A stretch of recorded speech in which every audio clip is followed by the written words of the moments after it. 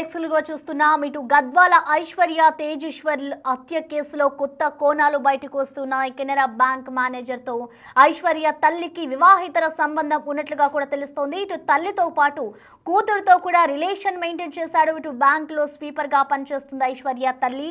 ఈ నేపథ్యంలోనే ఇటు మేనేజర్ కు పిల్లలు లేకపోవడంతో ఐశ్వర్యను పెళ్లి చేసుకోవాలంటూ కూడా ఇటు మేనేజర్ ప్లాన్ చేశాడు. ఇటు పెళ్లి ప్లాన్ తేలడంతో తిరుమలరావుపై ఇటు కేసు పెడతానంటూ కూడా మేనేజర్ భార్య వార్నింగ్ ఇచ్చింది. వార్నింగ్ ఇచ్చిన నేపథ్యంలో ఇటు భార్య బెదిరింపులతోనే భయపడి తిరుమలరావు వెనక్కి తగ్గాడు. వెనక్కి తగ్గిన వెంటనే కూడా ఈ ప్రపోజల్ బ్రేక్ కావడంతో తేజేశ్వర్తో ఐశ్వర్య పెళ్లి జరిగింది. ఆ తర్వాత ప్లాన్ ప్రకారమే తేజేశ్వర్ను అడ్డు తొలగించేందుకు కూడా మర్డర్ ప్లాన్ చేసినట్లుగా కూడా మనకి సమాచారం అయితే అందుతోంది. దీనికి సంబంధించిన బిగ్ బ్రేకింగ్ మనం చూస్తూ ఉన్నాం. ఇటు గద్వాల ఐశ్వర్య తేజేశ్వర్లో హత్య కేసులో అయితే ప్రధానంగా పోలీసులు జరిపిన దర్యాప్తులో అయితే కొత్త కోణాలు ఒక్కొక్కటిగా వెలుగులోకి వస్తూ ఉన్నాయి. ఇటు ఐశ్వర్యకి అలాగే మేనేజర్కి వివాహితర సంబంధం ఉంది అంటూ కూడా ముందుగానే అందరూ అనుకున్నారు.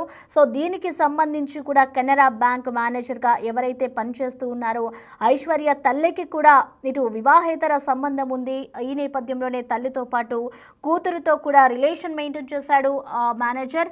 అయితే దీనికి సంబంధించి కూడా ఇటు ఐశ్వర్య తల్లి బ్యాంకులో స్వీపర్గా పనిచేస్తోంది. ఇటు మేనేజర్కు పిల్లలు లేకపోవడంతో ఐశ్వర్యను పెళ్లి చేసుకోవాలంటూ కూడా అతను ప్లాన్ చేశాడు. ఇటు పెళ్లి ప్లాన్ తెలియడంతో తిరుమలరావుపై అయితే కేసు పెడతాను అంటూ కూడా ఇటు మేనేజర్ భార్య వార్నింగ్ ఇచ్చింది. వార్నింగ్ ఇచ్చిన నేపథ్యంలో భార్య బెదిరింపులతో భయపడి కూడా తిరుమలరావు వెనక్కి తగ్గాడు. ఆ తర్వాత ఈ ప్రపోజల్ బ్రేక్ కావడంతో తేజేశ్వర్తో అయితే ఐశ్వర్య పెళ్లి జరిగింది. ఆ తర్వాత ప్లాన్ ప్రకారమే ఇటు తేజేశ్వర్ను అడ్డు తొలగించేందుకు ఇటు మర్డర్ ప్లాన్ అమలు చేస్తూ ఉన్నారు.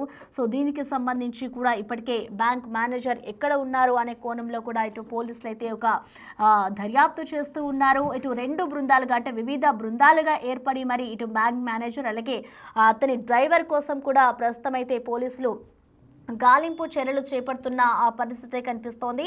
ప్రస్తుతం దీనికి సంబంధించి ఎప్పుడైతే ఆ వ్యక్తి మృతి చెందాడో వివాహం జరిగిన మరుసటి రోజే మృతి చెందాడో అప్పటి నుంచి కూడా అనేక అనుమానాలను అయితే రేకెత్తిస్తూ ఉన్నాయి. ఈ హత్యకు సంబంధించి ఎవరు పాల్పడ్డారు, ఈ హత్య ఎందుకు జరిగింది అనే పలు కోణాల్లో అయితే ఇటు పోలీసులు దర్యాప్తు చేస్తున్న పరిస్థితి కనిపిస్తోంది. అయితే ఈ నేపథ్యంలోనే ఇవాళ మనకి ఒక బిగ్ అప్డేట్ వచ్చింది. దీనికి సంబంధించి కూడా బ్యాంక్ మేనేజర్తో రిలేషన్షిప్ ఉన్న అన్ని ఆధారాలను కూడా పోలీసులు ఒక్కొక్కటి బయట పెడుతూ ఉన్నారు. అసలు దీనికి సంబంధించి వాళ్ళ పేరెంట్స్ ఏమంటున్నారు అనేది కూడా ఒకసారి చూద్దాం. నా పేరు రమాదేవి. అయితే పెళ్ళి అయిన తర్వాత సుష్మా అని పెట్టిండ్రు. చనిపోయిన వ్యక్తి మా తమ్ముడు సార్. నాకు ఇద్దరు తమ్ముళ్ళు కౌల పిల్లలు. అయితే రీసెంట్గా మా చిన్న తమ్ముడు పేరు తేజేశ్వరు. అతడు surveyor sir, licence surveyor. November నెలలో మేము అరేంజ్డ్గానే ఒక సంబంధం చూసినాం. వాళ్ళు వచ్చి అడిగినారు, సరేలే చేద్దామని మంచిగా ఉంటే చేద్దాంలే అని అనుకొని చేసినాము. ఎంబడెంబడే సంబంధం మాట్లాడి మంచి పిల్లగాడని చెప్పి ఎంగేజ్మెంట్ చేయించిన తర్వాత పాప ఏం చేసింది, పెళ్లి కుదిరించుకున్నాము, పత్రికలన్నీ పెట్టుకున్నాము. ఇవ్వాలి అనుకునే టైంలోనే ఆ పాప వెళ్ళిపోయింది. మా తమ్ముడి మీద బ్యాడ్గా లెటర్ రాసి వెళ్ళిపోయింది సార్. వెళ్ళిపోయిన తర్వాత మేము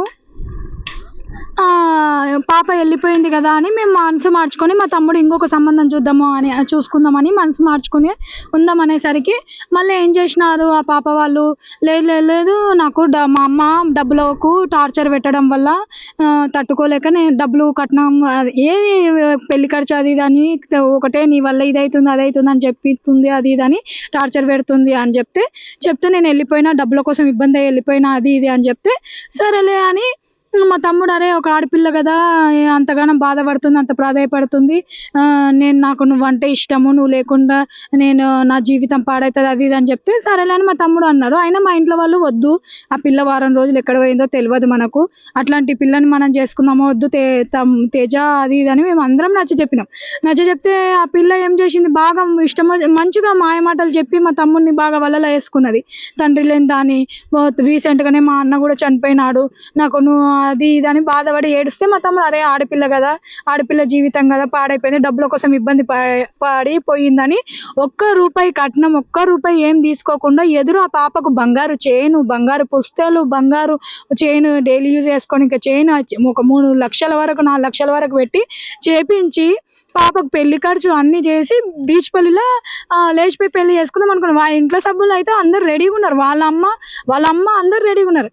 తర్వాత తెలిసిన విషయం ఏంటంటే ఆ పాపకు బ్యాంకు మేనేజర్ అనేతోనో అఫైర్ ఉందన్న సంగతి తెలిసింది.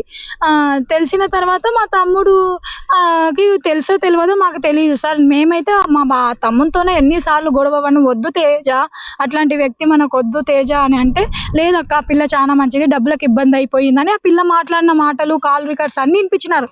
ఆయన కూడా ఆ పిల్ల మాయమాటలు చెప్తుంది, తేజ మనకు వద్దంటే కూడా వినలే. మీరు ఇట్లా చేస్తే నేను వెళ్ళిపోతా, నేను ఒక్కరిని లేచిపోయి పెళ్లి చేసుకుంటా, నేను ఒక ఆడపిల్లకు అన్యాయం చేయను అది ఇది అని చెప్తే, సరేలే మా అని లేచిపోయి పెళ్లి చేసుకొని పోతే మా అమ్మ నాయన అరే పిల్లగాడు పోతున్నాడు, మళ్ళీ మా పిల్లగాడు మాకు దూరం అయితే మేము ఉండలేమని చెప్పి మా పిల్లగాని తెచ్చి ఇంట్లో పెట్టుకున్నాం సార్. ఇంట్లో పెట్టుకుంటే మా తమ్ముడిని ఏం చేసిండ్రో తెలియదు సార్. మంగళవారం రోజు 17వ తారీఖు జూన్ 17వ తారీఖు సార్, కొలత అని డ్యూటీకి అని చెప్పి పోతే వానికి ఏం చేసిండ్రో 1 గంటల నుంచి స్విచ్ ఆఫ్ వచ్చింది. ఆ రోజు నుంచి నిన్న శనివారం రోజు వరకు మనిషి కనిపిస్తేనే లేడని పోలీసుల కంప్లైంట్లు అవి ఇచ్చి మేము అంతా వెతుకుతే నిన్న ఉదయం మాకు శవం అయితే కనిపించిండు సార్. పురుగులు పడిపోయినాయి, మనిషి పాడైపోయిండ్రు, చంపేసినారు సార్. కత్తి తీసుకొని కడుపులో ఓడిచినారు, కంఠం తెంపేసినారు సార్.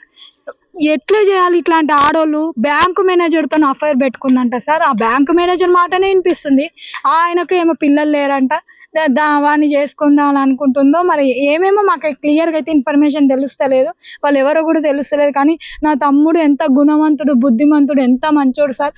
ఒక ఆడపిల్ల జీవితం అన్యాయం అవ్వకూడదని ఆ పిల్ల ఇంట్లోకి వెళ్ళిపోయిన పిల్ల అని కూడా తెలిసినా కూడా నా తమ్ముడు బంగారం, ఎంత మంచి పిల్లలు వచ్చి ఇచ్చిపోతామన్నా కూడా సరేలే ఒక ఆడపిల్ల జీవితం అని చేసుకున్న పాపానికి ₹1 ఖర్చు లేకుండా వాళ్ళకు ఎదురు పైసలు పెళ్లి ఖర్చు అన్ని మోసుకొని వీడు చేసుకొని మేము చేతులారా మా తమ్ముడు చేతులారా జీవితాన్ని నాశనం చేసుకున్నట్టుంది సార్. ఇట్లాంటి ఆడవాళ్ళు, మాయమాటలు చెప్పే ఆడవాళ్ళు భూమి మీద ఉన్నంత వరకు ప్రపంచం బాగుపడదు సార్. ఇట్లాంటి ఆడవాళ్ళను కఠినంగా శిక్షించాలి. నా పేరు Boya Srinivas, ASI central reserve police force 192 battalion Gadchiroli. నేను అక్యూజ్డ్ తేజ వాళ్ళ బావని. ప్రస్తుతం గడ్చిరోలి నక్సలైట్ ఏరియాలో డిప్లాయిడ్ ఉన్నా.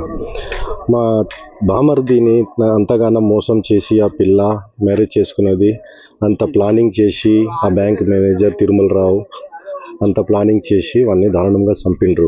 నేను SHO గద్వాల్ టౌన్ని పర్సనల్ రిక్వెస్ట్ చేస్తాకి ఈ కేసును పర్సనల్ ఇన్వెస్టిగేషన్ని హై ప్రయారిటీ ఇచ్చి అక్యూజ్డ్ అందరి పైన మొత్తం అన్ని ప్రూఫ్ కలెక్ట్ చేసి తొందరగా కేసు ఫైల్ చేసి శిక్షణ ఇప్పియండి, ఇదే రిక్వెస్ట్.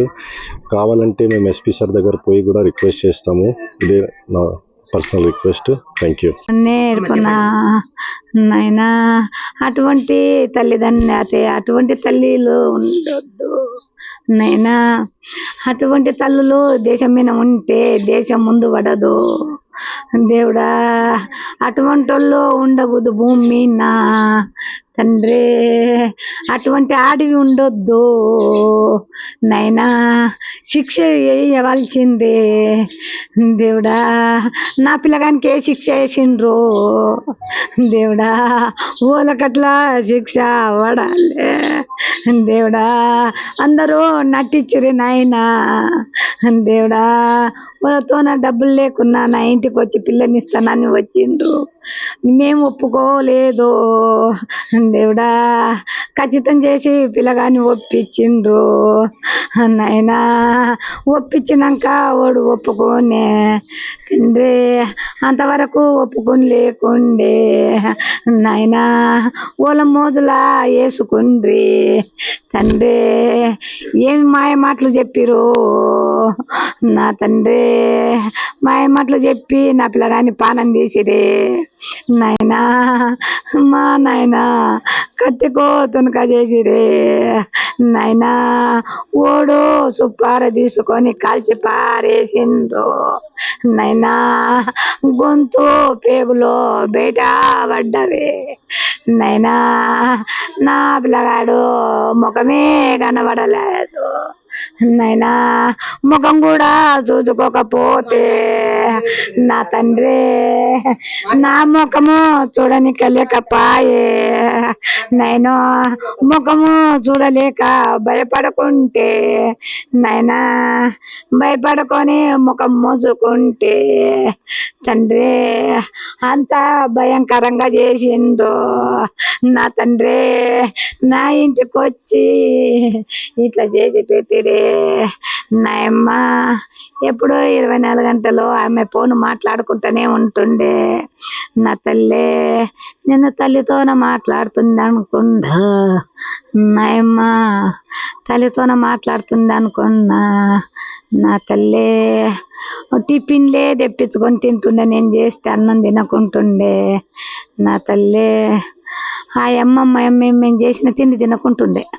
బయట నుండి తెప్పించుకొని తింటుండే వాళ్ళతోన మా ఇంట్లో తినలేదు నెల రోజులు ఉంది అంటే తినలేదు వాళ్ళు వచ్చి చేస్తే మళ్ళీ తింటుండే కానీ మేము చేస్తే తినకుంటుండే ఆయమ్మ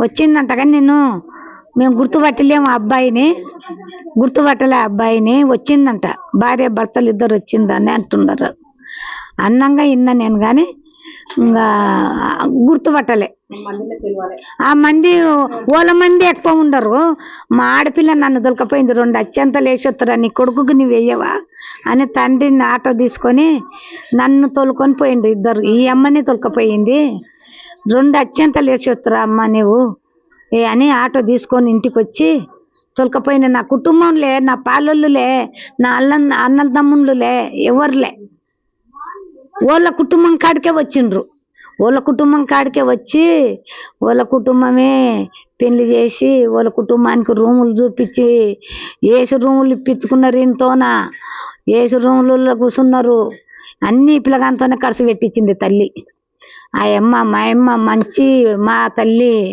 బంగారు తల్లి కొడుకు చచ్చిపోయి 2 నెలలు కూడా అయ్యలేదు నెల అయ్యింది నెల లోపట దినం వెళ్ళిపోతుందంట కొడుకు దినం వెళ్ళిపోతుందని వచ్చి నా పిల్లగాని ఖచ్చితంగా చేసి పెళ్లి చేసింది ఆ అమ్మ చేసి నా కొడుకుని ప్రాణం తీసింది